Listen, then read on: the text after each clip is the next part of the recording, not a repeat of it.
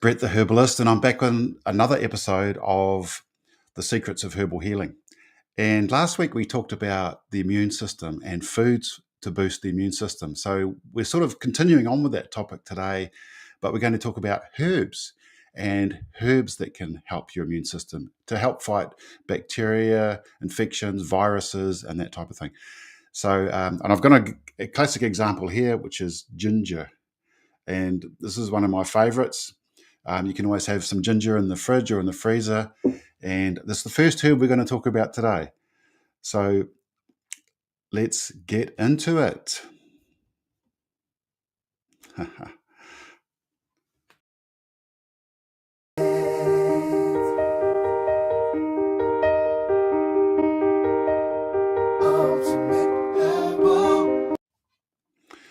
So once again, I'm going to share my screen, and there's a QR code in the top corner there, which will take you straight to the exact place on the page where I'm starting this presentation.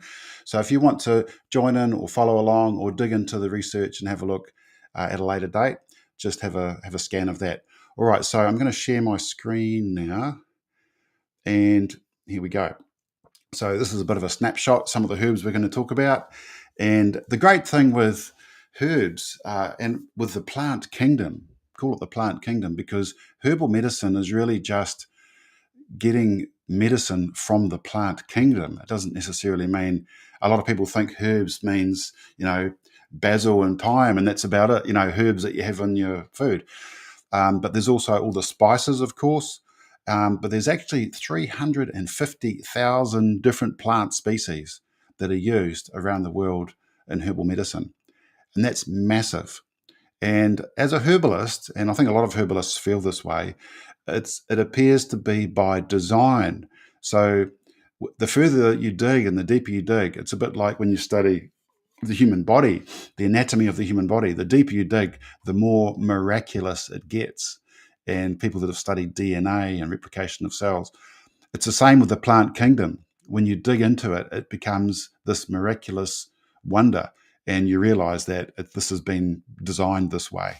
And of course, a lot of the traditions and a lot of religions will believe this about plants being the source of medicine for mankind. So I just thought I'd throw that in because it just really makes you think when you look at this, just how many wonderful things we've been given that have been provided for us. So here's ginger. And of course, everybody's familiar with ginger, and it's one of the things that is used a lot in traditional Asian food. And it's a really good thing to have a lot of Asian food. So Indian or Thai, Chinese, any kind of Asian food, because there's a lot of herbs and spices in there that are medicinal for your immune system. And ginger in particular has got this wonderful sort of pungent aroma, and it's from the gingerol. And it's like a lot of these herbs we're going to talk about, they have this aromatic property, and it's because they have these components in them that sort of vaporize when you chop them up. And it's that vapor or that aromatic oils that come off these plants that make them so effective. So ginger is a powerful anti-inflammatory and antibacterial. It's as anti-inflammatory as aspirin. So it's a very good relaxant. It's very good for the chesty coughs, the ear, nose, and throat, that whole area. So including a lot of ginger in as many different ways as possible can help you prevent and also recover from common coughs and colds. This is a really interesting herb, golden seal. So golden seal's got compounds in it called berberine, hydrastine, and what these are is they're alkaloids.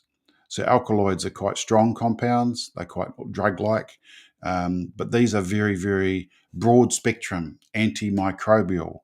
So in other words, they go against bacteria, viruses, and that sort of thing, but particularly bacteria. It's very, very good for staph, staphylococcal, helicobacter, the bacteria in the gut. So if you've got what they call stomach bug or a stomach flu, then golden seal is a good one to go for. It's a very good liver herb we've talked about previously as well for the liver. It's very, very powerful herb. And they call it golden seal. Sorry, go back to that. They call it golden seal because it does put a seal on the membranes, and it's a golden color. So that's where the name golden seal comes from.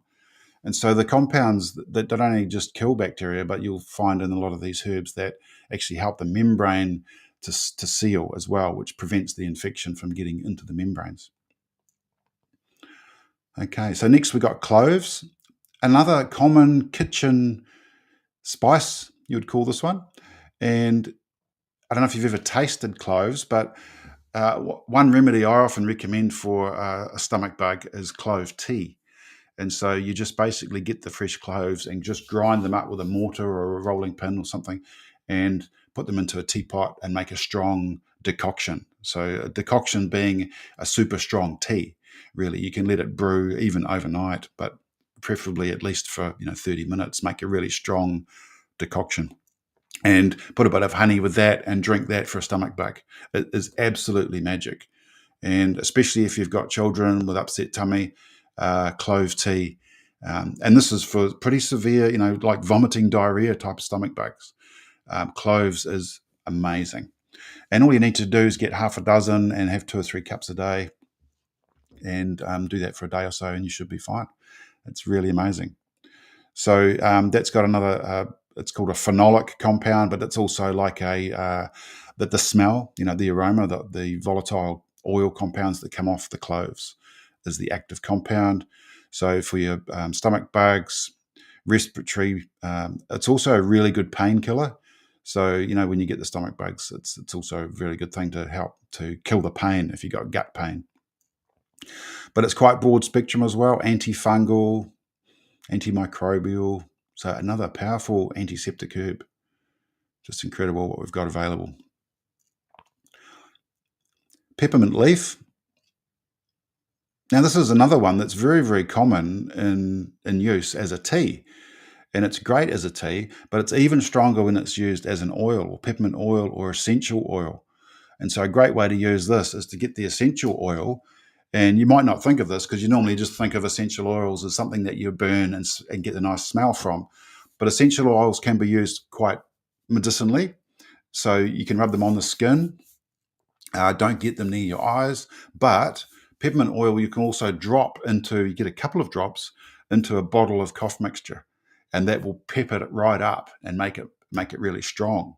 And so if you're making your own, lemon, honey, ginger kind of syrup or, your own cough mixture at home, is to add a couple of drops of peppermint oil into, roughly a 200 ml bottle.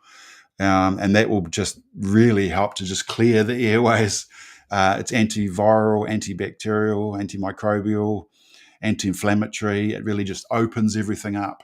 And again, it's got that oil that's called the menthol, which is the main component of peppermint oil. And another powerful remedy, sort of at your fingertips. Licorice. So this is interesting because you quite often think licorice, that's just sweet, but it is a fantastic herbal medicine, hugely underestimated as a herbal medicine. It has got so many benefits, so many properties, it's unbelievable, especially for the gut and the membranes. The glycyrrhizin, which is the main compound here in licorice, is very, very soothing and healing to the membranes. And it's a very good immune booster. It's a very good tonic for the adrenals. So it helps as an anti-inflammatory, it's antiviral. And what I should say here at this point is there's just far too many things about these herbs to list in a short presentation like this. So if you want to know more about these herbs, click on the links or go to the page, I should say, and then click on the links, read more about each one. And that'll take you to a full page that I've done with all the research on that herb.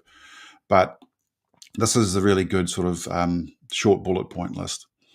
So licorice, that's really worth understanding. You can use it as the root and you can chew on it. That's quite hard to find. You can get, obviously, the licorice straps, like the small, better to get the hard ones, not the soft licorice, to get the hard licorice, which is much, much more concentrated licorice. But better still is to get the tea and make your own decoction with that, or from a herbalist, get a licorice extract. And that's what I use, which is a really thick black paste. And you can use this as a base for making your own cough mixtures. And I use it in all of my syrups as licorice paste. And that's So good. Unbelievable, in fact. All right, so turmeric. Now, another common spice, and we all probably have heard about turmeric in recent years, all its benefits, all of its anti-cancer benefits and its anti-inflammatory benefits, but it's also antiviral. So, apart from the oils that we've spoken about in the other herbs, the turmeric has what's called antioxidants, and the antioxidant is curcumin, which is the yellow pigment. And antioxidants are actually usually pigments or colors in these herbs. And what they do is they protect the plant. So the antioxidants are usually in the skin of plants. And in rare cases like this, they are high in the roots and the rhizomes. So these are the far more powerful ones to use as medicines. And so curcumin or turmeric, you can use this as a powder. You can make it into a drink, make a turmeric drink, which is really good. And also you can get it now as an oil. So that's something that I've got, and you'll find it on our shop actually, is nano curcumin, which is about 300 times more powerful than any sort of curcumin powder that you can find, because it's nano size curcumin in oil. And this is the most powerful way to get it to circulate through your entire body as an anti-inflammatory. But turmeric, you can use it any which way.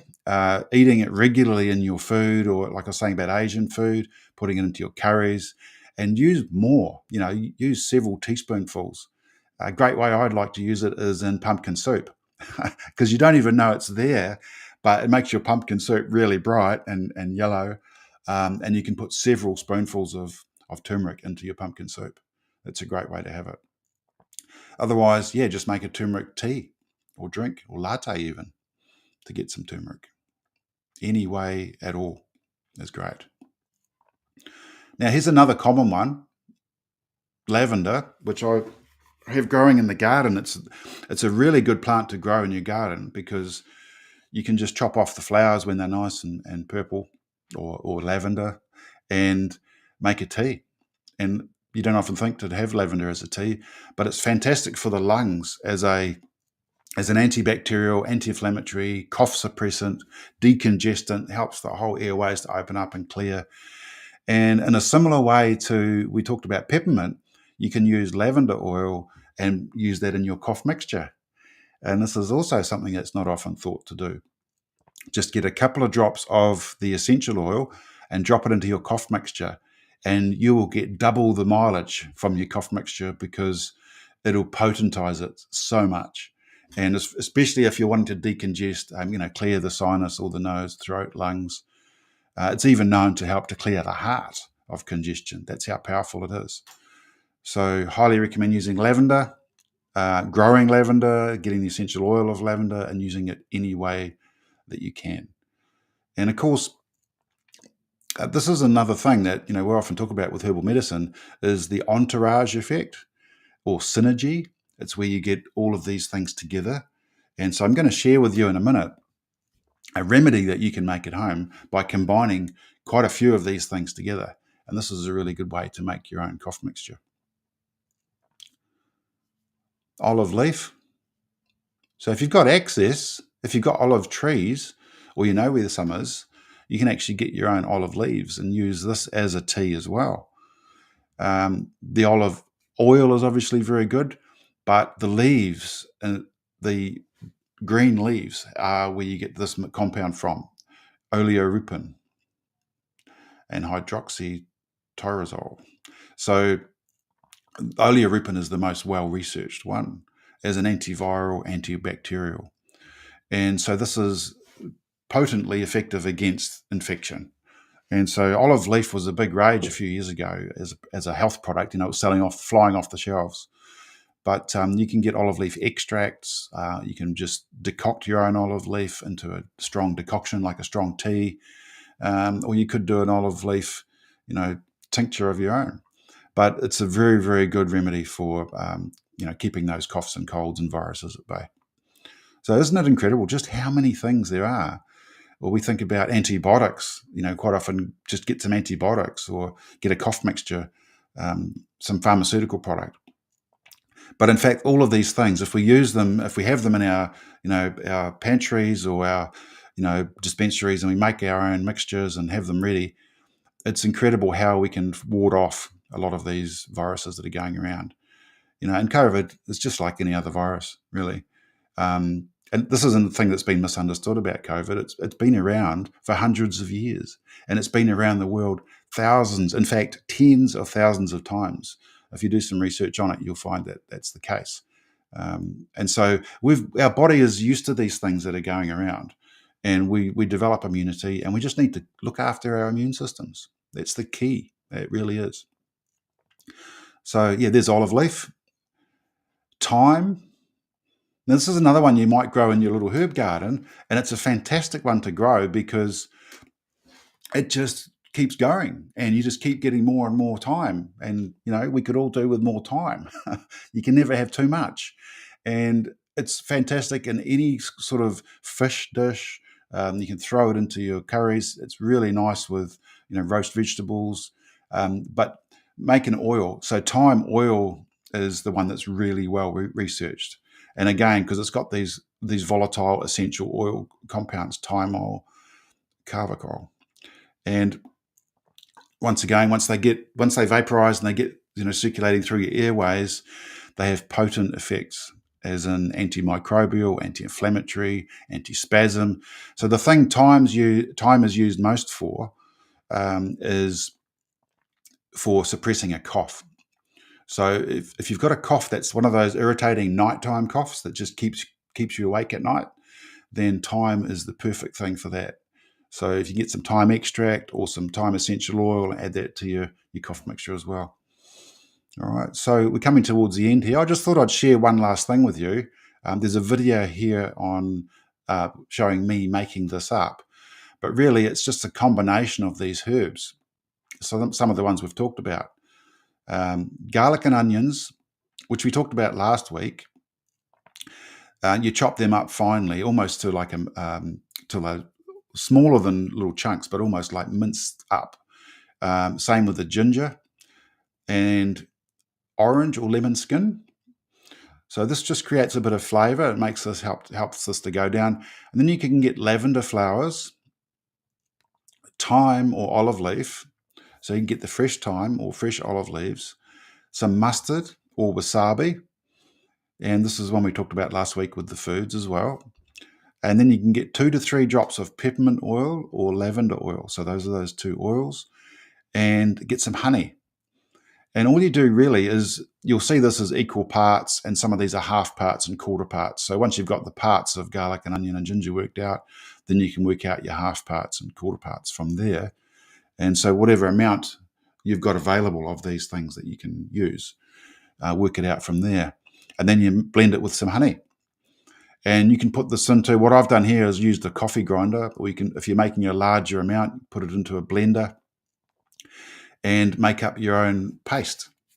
And if you want to, you can get some oil or something like other liquid and make it into a larger syrup. So, but I'd use it as a paste in this instance, where you just take it on a teaspoon and chew on it.